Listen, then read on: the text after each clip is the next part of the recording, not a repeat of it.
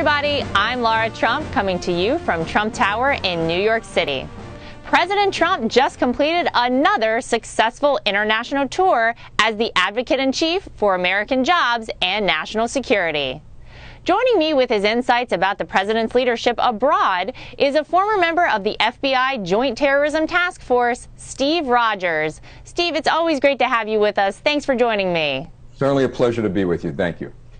Now, Steve, at the NATO summit, President Trump pressured our allies to increase their spending on their own defense by $44 billion. What's your reaction to that? Well, to begin with, it should have been no surprise to anyone, including the NATO allies, that the president took this position. He has continuously advocated that he would look out for the interests of the American people. Now, if the president didn't do this, we would be paying more and more and more as time went on. The American taxpayers would be drained when it comes to supporting the NATO alliance. But keep in mind, the president didn't ask for anything more than fairness. And now that he has taken this position, we're going to see much more money come into NATO from those nations because of his leadership.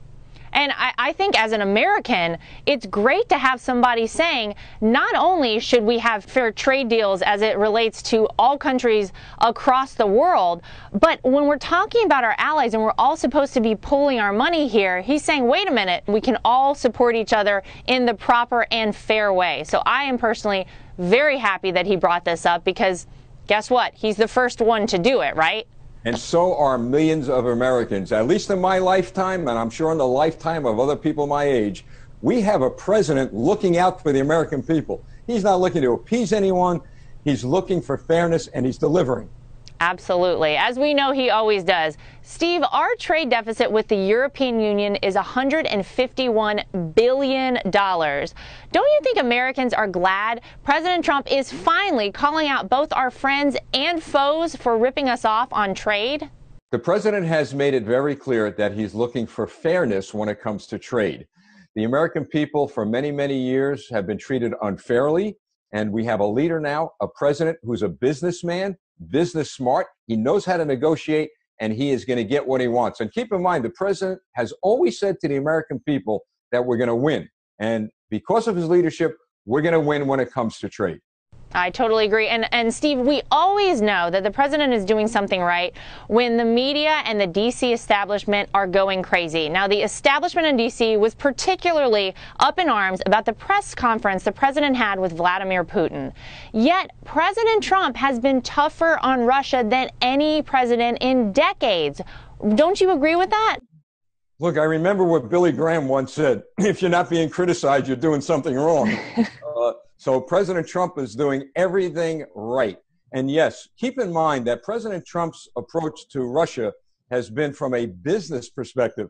That, look, people are not used to dealing with a smart businessman. They're used to dealing with politicians. So the president has had vision. He's thinking 20, 30 years from now. And instead of battling Russia on the field of battle somewhere, he wants to make sure that he is going to battle Russia across from the negotiating table. And that's what's important. I've looked back at what happened with Ronald Reagan and Gorbachev, and you see that this is the same thing. There were many, many critics when Ronald Reagan started talking with the Soviets and people saying this is going to be a disaster. You're going to start World War III. It's the same thing that we're sort of seeing play out now with Vladimir Putin. And I think that 20, 30, 50 years from now, people are going to reflect back on this president and exactly what you said, say, thank God we had President Donald Trump to look out for us because look how great things have turned out and look where our two countries are now. I'm very hopeful for what's to come. Hey, wait until 2020 after President Trump gets reelected by a landslide. You talk about melting down and unwinding, but that's what's going to happen. He's going to be president for a very long time, and I thank the good Lord for that. Now, Steve, have you noticed that no matter where President Trump is in the world, he's always speaking to and for the American people, fighting for our jobs and national security? Every other president, at least in my lifetime, who has gone overseas has always talked to those leaders and looked out for them and not the American people. But you're right. Every time President Trump is out, no matter where he is in the world, he's talking not only on our behalf as American citizens, but he's talking with us. And he's saying, look, I'm here for the people that elected me to office, And I'll tell you, what a refreshing thing to see a president not on an apology tour, but on a strong, bold, determined tour to make sure that the American people, not only in our lifetime, but in the lifetime of our children, are going to be very, very benefited by what he's doing. Well, and I think it's interesting, too, that he is very transparent across the board with leaders wherever he goes in the world by noting that he is putting America first. We hear him say it all the time here at home, but he makes no bones about it whenever he's overseas, anywhere.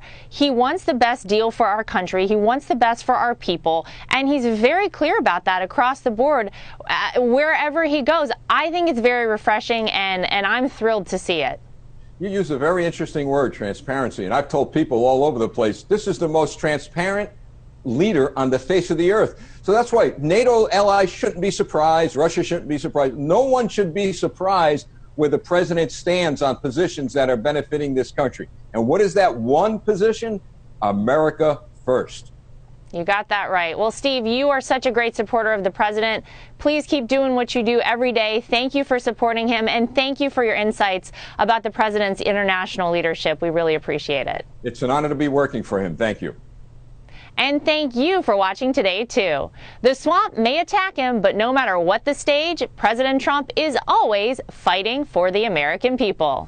That's the real news for today. I'm Laura Trump from Trump Tower in New York City. Goodbye, everybody.